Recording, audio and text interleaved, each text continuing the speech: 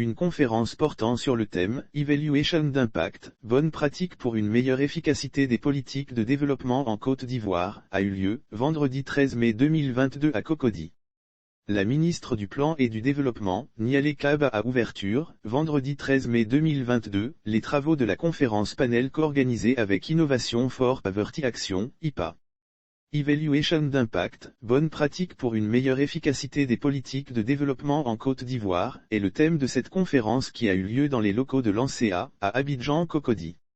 Mission de IPA. Annie Duflo, directrice exécutive de IPA, a expliqué, à l'ouverture des travaux de cette rencontre que la mission de la structure qu'elle représente est d'appuyer les politiques publiques et les programmes contre la pauvreté en utilisant et en créant des données probantes au travers de l'évaluation d'impact et en appuyant les décideurs publics dans l'utilisation de ces données.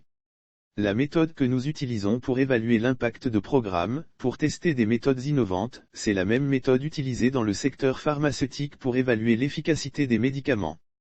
Ce sont des méthodes expérimentales, a mentionné Annie Duflo. IPA appuie les politiques publiques et les programmes contre la pauvreté en utilisant et en créant des données probantes au travers de l'évaluation d'impact. La directrice exécutive de IPA a indiqué que la structure qu'elle représente dispose d'un bureau en Côte d'Ivoire et d'une équipe qui s'occupe de tous les aspects de l'évaluation dans le pays. Lire aussi croissance durable, la Côte d'Ivoire poursuit sa trajectoire. IPA travaille aussi, selon sa directrice exécutive, en partenariat avec des chercheurs, des académiciens, certains sont ici en Côte d'Ivoire dans des universités ivoiriennes et d'autres dans des universités américaines ou européennes, a-t-elle dit. Annie Duflo a précisé que des chercheurs guident les évaluations et les équipes de IPA sur le terrain mettent en place tous les aspects de l'évaluation, par exemple, en liaison avec les organisations qui mettent en place les programmes qui sont évalués que ce soit par un gouvernement ou une ONG. Ce sont nos équipes aussi qui s'occupent de la collecte de toutes les données. Ce sont des employés locaux de Côte d'Ivoire qui collectent ces données qui sont ensuite analysées et partagées avec les décideurs publics et autres partenaires, a informé la directrice exécutive de IPA. But de l'évaluation d'impact. IPA travaille dans des secteurs divers et variés. Par exemple le secteur de l'éducation, de l'emploi, de l'agriculture, l'inclusion financière, la gouvernance.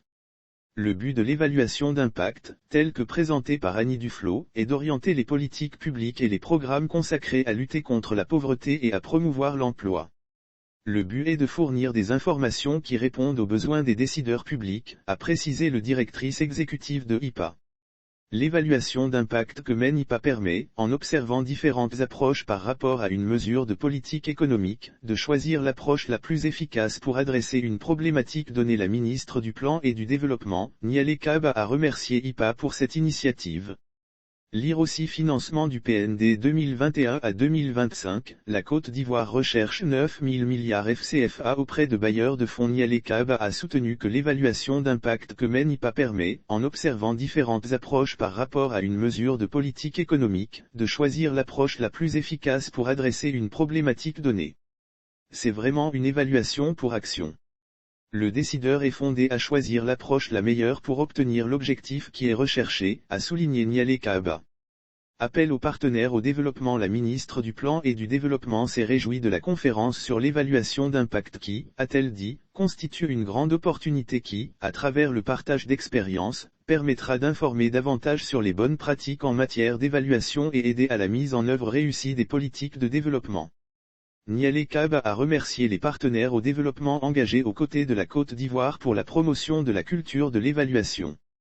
Le principe de l'évaluation des politiques publiques a été inscrit dans la Constitution de 2016, notamment en ses articles 93 et 117. La ministre a remercié les autorités de IPA, ainsi que les membres de l'équipe pays de cette organisation, pour la qualité de la collaboration.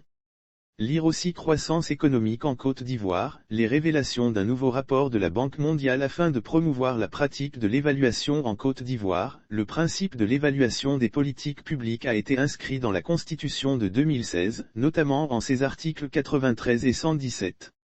Dans le même élan, en septembre 2021, un projet de loi portant sur l'évaluation des politiques publiques, élaboré de manière participative avec la contribution de tous les acteurs de l'écosystème national de l'évaluation des politiques publiques, a été adopté par le gouvernement.